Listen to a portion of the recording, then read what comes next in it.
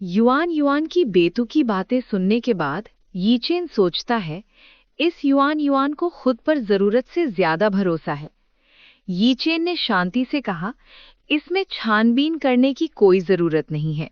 वो सच में हुआशेंग ग्रुप के प्रेसिडेंट यी ने ही दिया था। ये सुनकर युआन युआन पागलों की तरह खुश हो जाती है।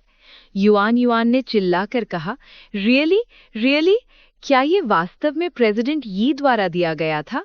मैंने तुमसे कहा था कि मेरा अनुमान सही था। युआन युआन ने खुश होते हुए चिल्लाकर ज़ीक्यांग से कहा, डैड, क्या आपने सुना? प्रेसिडेंट यी सचमुच मुझे पसंद करते हैं। ये सुनने के बाद ज़ीक्यांग जोर जोर से हंसने लगता है। उसके बाद युआन युआन बच्चों की तरह हरकतें करने लगती है। ज़ीक्यांग ने शांत होते हुए कहा, मैंने कभी सोचा भी नहीं था कि मेरे यानी वैंग ज़ीक्यांग का होने वाला दामाद वास्तव में हुआशेंग ग्रुप का प्रेसिडेंट होगा। युआन युआन ने हंसते हुए कहा, मुझे वापस जाते ही ग्रैंडमा को इसके बारे में बताना होगा। वो निश्चित रूप से बहुत खुश होंगी। इन दोनों को ऐसा करते देखकर यीचेन सोच में पड़ जाता है। यीचेन सोचता है, ये कितनी घिनौनी फैमिली है।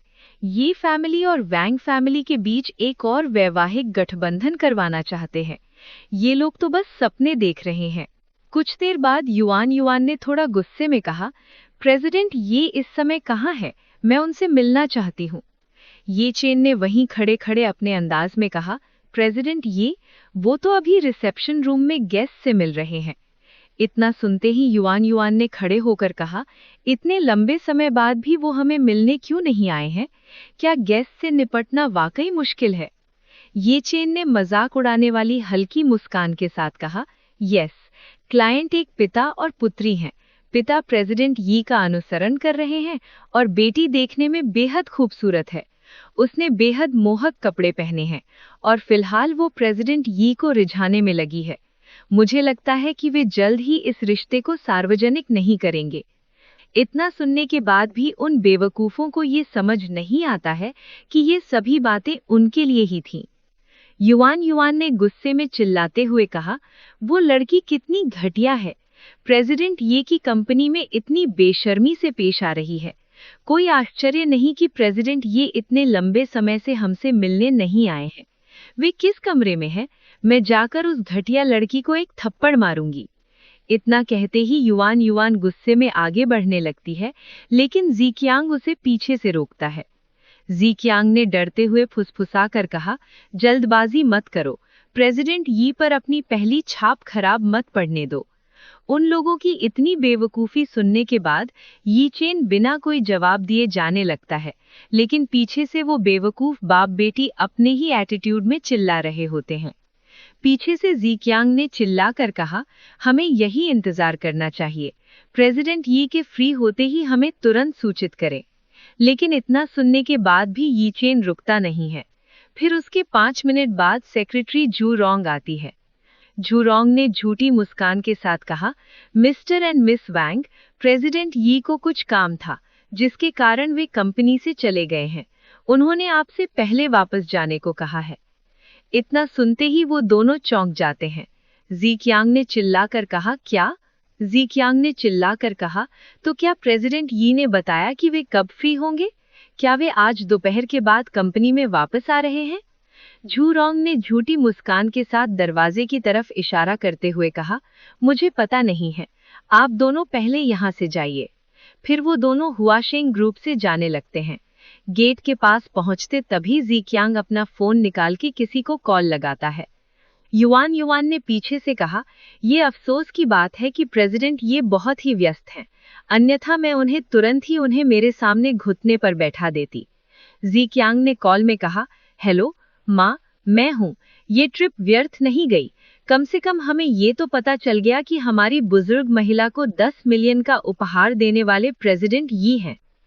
सामने अपनी मॉम की बात सुनने के बाद ज़ीक्यांग ने कॉल पर कहा, सभी लोग शीशान विला में मेरा इंतजार करें। फिर कुछ समय बाद का शीशान विला का सीन दिखता है। युआन युआन और ज़ीक्यांग वहां पहुंच चुके होते हैं। वैंगजिया पीछे से कहती है, क्या बात है, आप अभी अभी गए थे और फिर मुझे वापस कॉल किया? क्या कॉन्ट्रैक्ट फाइनलाइज हो चुका है? युआन युआन ने मुस्कुराते हुए कहा, ये कॉन्ट्रैक्ट के बारे में नहीं है, बल्कि एक और खुशखबरी है जो सभी को बतानी है। फिर युआन युआन ने स्टाइल में खड़े होते हुए कहा, जन्मदिन के बैंक्वेट के दिन $10 मिलियन का जेड ब्रेसलेट को गिफ्ट में देने वाला व्यक्ति वास्तव में हुआ शेंग ग्रुप का प्रेसिडेंट यही था। ये सुनकर सभी लोग चौंक जाते हैं। वैंग जिया के डैड ने कहा, क्या प्रेसिडेंट यी ने इसे दिया था? वैंग जिया सोचती है, मैंने इस बारे में बहुत ज्यादा सोच लिया, भला ये चेन ने इसे कैसे दिया होगा? वैंग जिया के डैड ने कहा, इसमें अच्छी बात क्या है? सुलेन ने भी चौंक कर कहा, प्रेसिडेंट यी और प्रेसिडेंट किन प्रेमी हैं। प्रेसिडेंट किन के हमारे वैंग फैमिली के साथ अच्छे संबंध हैं। अगर उसने इसे प्रेसिडेंट किन के लिए भेजा था तो उसने अंत में इसे अलग से क्यों भेजा? ज़ीक्यांग ने चिल्लाकर कहा, सुलेन, प्रेसिडेंट यी और प्रेसिडेंट किन पहले ही अलग हो चुके हैं। अगर वो इसे प्रेसिडेंट किन के लिए भेजा था तो उसने इसे बिल्कुल अंत में अलग से क्यों भेजा? वैंग जिया के डैड ने कहा, तुम्हारा मतलब है कि?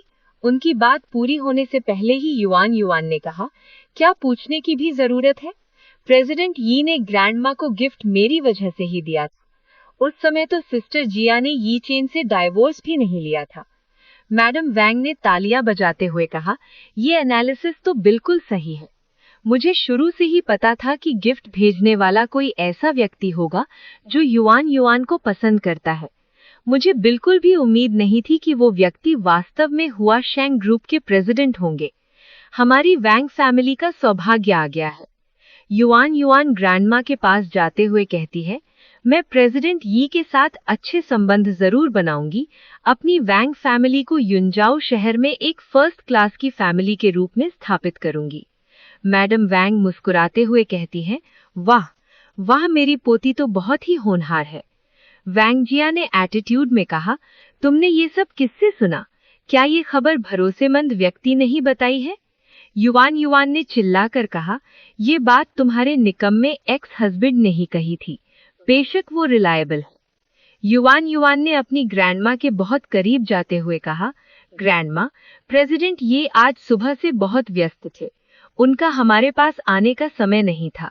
आज दोपहर में कंपनी में जाकर उससे अकेले में मिलूंगी। निश्चिंत रहिए, मैं उसे ढूंढ लूंगी।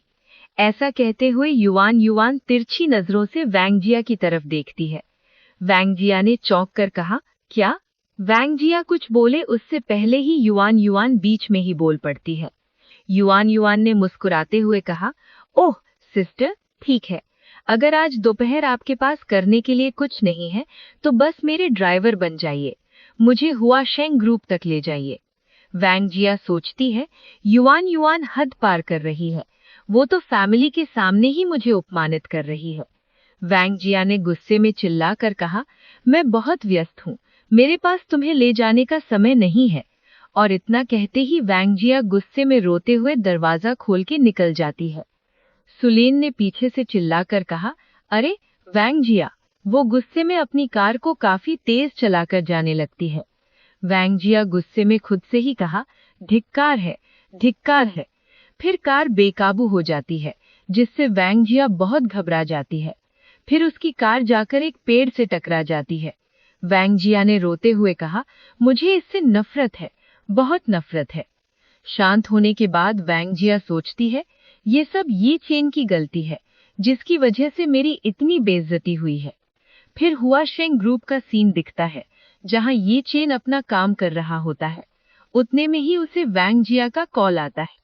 यी चेन ने कॉल उठाकर कहा, हेलो। वैंग जिया ने दूसरी तरफ से गुस्से में चिल्लाकर कहा, यी चेन, तुम कमीने हो, मैं तुमसे नफरत करती हूँ। यी चेन सोचता है, ये लड़की इतने लंबे समय बाद भी खुद पर विचार नहीं करती है, वो सिर्फ मुझे डांटना जानती है। यी चेन ने कॉल में कहा, आह, क्या हुआ? वैंग जिया ने चिल्लाकर कॉल पर कहा, तुम कमीने हो, कमीने हो, कमीने। जब तुमने शुरू से ही जेब ब्रेसलेट देने का नाटक किया था तो नाटक करना क्यों नहीं जारी रखा? तुमने अंकल और युआन युआन को सच क्यों बताया? तुमने मुझे फैमिली में शर्मिंदा कर दिया। क्या तुम्हें ये पता है? ये चेन ने शांति से कहा, तो बात ये है। ये चेन सोचता है, मैं पूरे समय सच बोल रहा था, बस उनमें से किसी ने भी मेरी बात पर विश्वास नहीं किया था। वैंग जिया ने रोते हुए चिल्लाकर कहा, अब फैमिली में सबको पता चल गया है कि ये चेन युआन युआन को पसंद करता है। सबके सामने ग्रैंडमा उसकी तारीफ करती रही। क्या तुम्हें पता है उस मनहूस लड़की युआन युआन ने मुझसे क्या कहा? उसने तो मुझसे उसके लिए गाड़ी चलाने को कहा। अगर वो भविष्य में सचमुच प्रेसिडेंट यी से शादी कर लेती है तो वैंग फैमिली में मेरा कोई रुतबा नहीं रह जाएगा। ये चेन ने ताना मारते हुए कहा, क्या तुम्हारे पास फेंग फैमिली का वो यंग मास्टर नहीं है? वैंग जिया ने दूसरी तरफ से कहा, फेंग चाओ की तुलना प्रेसिडेंट यी से कैसे की जा सकती है? उसे तो उनके फैमिली के बिजनेस में सीईओ के पद तक भी नहीं गिना जाता। वे बिल्कुल अलग अलग स्तरों पर है। ये चेन ने कॉल में कहा, आपकी ये बात सुनकर तो मुझे समझ ही नहीं आ रहा कि मुझे खुश होना चाहिए या नहीं। वैंग जिया ने दूसरी तरफ से कहा, आप किस बात से खुश है? हालांकि फेंग चाओ की तुलना प्रेसिडेंट यी से नहीं की जा सकती, लेकिन वो तुमसे 10,000 गुना बेहतर है। ये बात सुनकर यी चेन पूरी तरह से चौंक जाता है। वैंग जिया ने चिल्लाकर कहा, कम से कम वो हमारी वैंग फैमिली की मदद तो कर सकता है। मुझे फैमिली के अंदर और बाहर दोनों जगह गर्व से सिर ऊंचा रखने का मौका दे सकता है। और तुम्हें तो बस मुझे बदनाम करना आता है। डाइवोर्स से पहले मेरे लिए इतना बड़ा झंझट छोड़कर गए हो जिसे मुझे साफ करना पड़ेगा। यी चेन सोचता है, ये बेवकूफ लड़की। यी चेन ने चिल्लाकर कहा, अगर आप मुझे डांटने के लिए कॉल किया है तो मैं कॉल काट रहा हूँ। मैं बहुत व्यस्त हूँ। वैंग जिया हड़बड़ाते हुए कहती है, जरा 1 मिनट रुको। मैंने तुमको इसलिए कॉल किया है क्योंकि मैं चाहती हूँ कि तुम मेरा एक काम कर दो। ये चेन ने सख्ती से कहा, तुम क्या करना चाहती हो? आज का अपना सफर यहीं तक का था। अब फिर मिलेंगे नेक्स्ट एपिसोड के साथ।